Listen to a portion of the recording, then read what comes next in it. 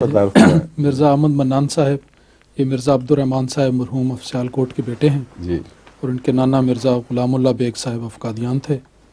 ان کی شادی مکرم نیک محمد خان صاحب مرحوم وہ باتیں تو بتائیں جو اصل ہیں۔ ان کی آباء و اجداد کی مشیر اسلام کے صحابی اور کون تھے، خاندان سے کیا تعلق تھا، کس مغل پٹی کے ہیں یہ لوگ، یہ میرے خیال سے خود ہی بتائیں تھے کیونکہ بچپن میں اپنا آباء و اجداد کا تعارف حضرت مسیح علیہ السلام کے ساتھ تعلق کے لحاظ سے بتائیے، خود بتائیں۔ جی حضور، دادی کی طرف سے تو زیادہ نہیں مجھے علم، کیونکہ بچپن میں والدین فوت ہو گئے تھے، مگر مرزا مطاب بیگ صاحب کے میرے دادا بھائی تھے۔ مرزا مطاب بیگ صاحب جو جی قادیان والے جی. اچھا جی جی ان کے سگے بھائی تھے آپ کے دادا؟ جی سگے بھائی۔ اچھا، یہ مجھے بھی آج پتہ چلا ہے۔ مرزا مطاب بیگ صاحب کی دکان ہوا کرتی تھی نا، درزی کی دکان چوک میں، اس کونے پر، جس کے آگے اللہ تعالیٰ صاحب بیٹھے ہوتے تھے۔ اللہ تعالیٰ جن کی ٹوپی جب سے بنی تھی اس کے بعد پھر اتری نہیں اس سے، یا اسی طرح اٹھا کے واپس پہن لیا کرتے تھے۔ اس کے اندر گڑا پڑ گیا تھا، بارش کا پانی بھی اس میں اکٹھا ہو جایا کرتا تھا۔ بہت ہی سادہ انسان تھے اللہ تعالیٰ صاحب۔ ان کی دکان سے ہم مچھیاں لیا کرتے تھے، اس کو مچھیاں کہتے تھے اس کو۔ مختلف بوتلوں میں انہوں نے مچھیاں ڈالی ہوئی تھیں، اور کوئی چھوٹی موٹی چورن کی وہ پڑیا ہوتی تھی یوں کر کے بلدی ہوئی مخروطی، اور اچھی مزیدار چورن ان کی دکان سے ملتی تھی۔ وہ زمانہ ہی بہت عجیب تھا۔ انہوں نے ذکر کر دیا تو مجھے یاد آ گیا کہ ان کا بھی ذکر خیر چل پڑے۔ اللہ تعالیٰ صاحب یاد ہے آپ کو؟ جی یاد ہے۔ چھوٹے ہوتے تھے آپ بہت؟ یاد۔ کتنا چھوٹے تھے جب دیکھا آپ نے ان کو؟ کتنے بڑے تھے؟ اپنے آپ کے چھمو ان کے سامنے پڑھتا، چوتھی جماعت میں۔ چوتھی میں تھے؟ جی، پارٹیشن کے وقت؟ پارٹیشن کے پہلے جی، پارٹیشن کے وقت تک؟ ہاں جی، پھر میٹرک میں ادھر آ گیا تھا پنڈی جی۔ میٹرک کر چکے تھے آپ؟ جی۔ اچھا، ماشاء اللہ۔ تو اللہ تعالیٰ صاحب یاد ہیں آپ کو؟ جی یاد۔ جی 2 پیسے میں کافی چیزیں آ جایا کرتی تھیں۔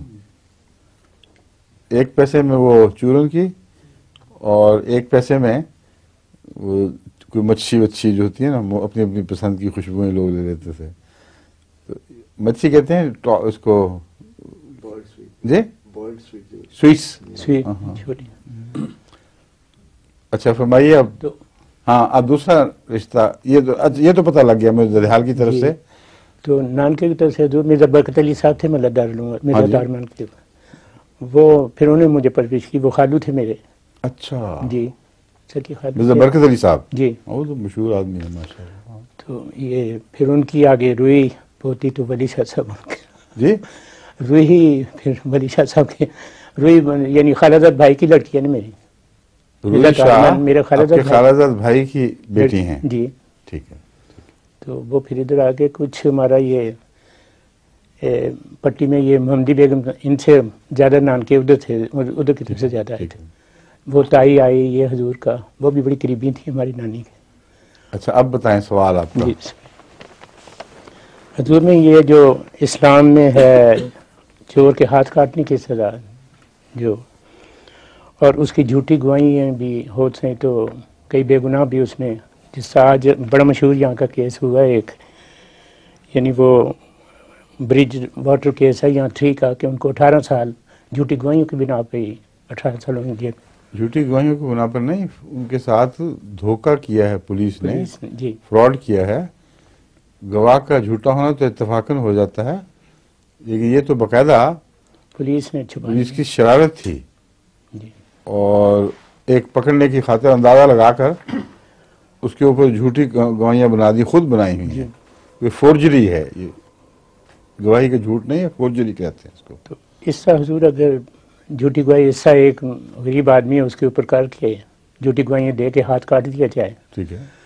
اور جیسا مثلا پاکستان جھوٹی گواہیوں کے متعلق کسی دنیا کے قانون میں وہ ہدایات نہیں ہیں جو اسلام میں ہیں۔ اسلام میں گواہ کا معیار اتنا بلند کر دیا گیا ہے، جہاں سزائیں سخت ہیں وہاں گواہ کا معیار بھی سخت بلند کیا گیا ہے۔ اور یہ قرآن کریم اور اسلامی تعلیم کے اللہ کی طرف سے ہونے کی ایک اور بڑی دلیل ہے کہ بہت متوازن ہے۔